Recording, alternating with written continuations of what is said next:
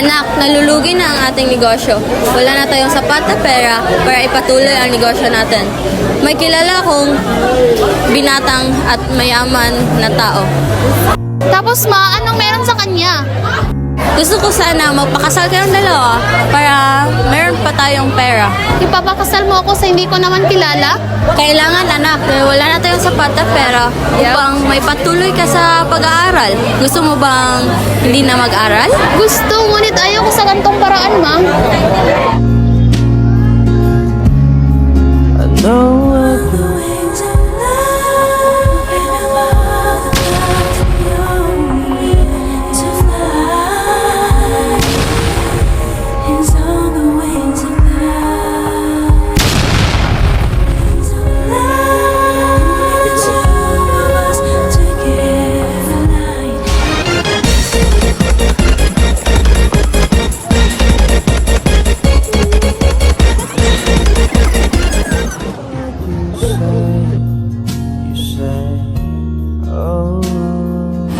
Uy, narito na pala siya anak, yung tinutukoy ko sa'yo.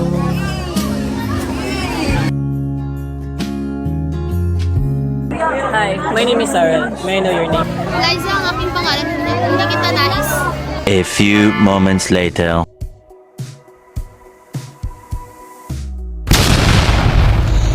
Hindi ko naman talaga siya gusto.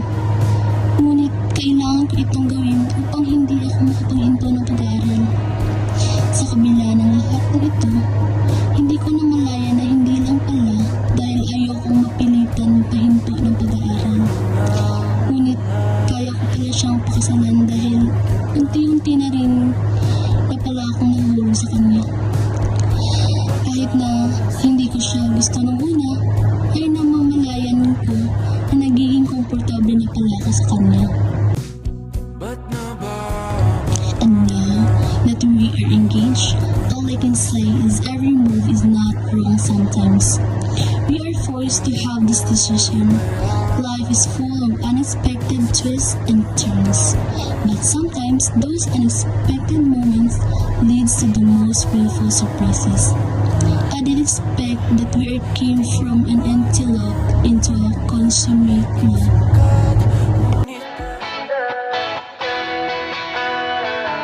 Alam mo ba, munti ka na sumuko ang puso ko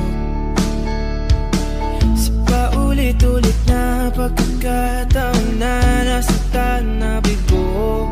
Mukhang delikado na naman ako. Bakit ba kinikilig na naman ako? Shucks!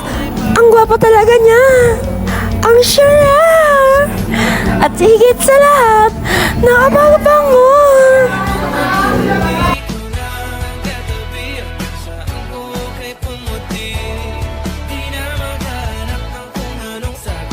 Hanggang ngayon, hindi pa rin talaga ako makapaniwala na kuha ko ang loob niya at nagustuhan niya ako kahit ako ay isang bakla at hindi tunay na babae.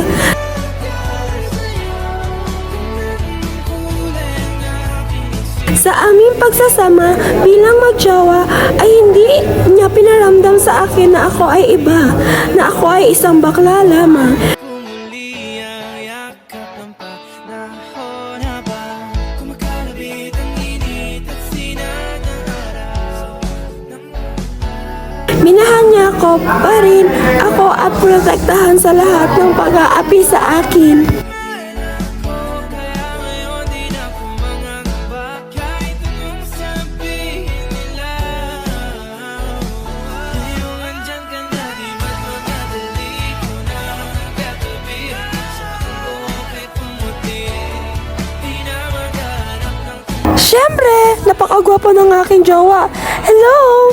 Sino ba namang hindi maghahabol sa kanya na babae? Sa lahat naghahabol sa kanya, ako pa talaga ang kanyang pinili.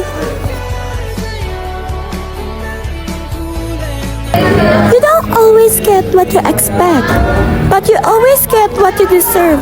Love has a way of surprising you with the perfect person, and you are the unexpected answer to my every prayer.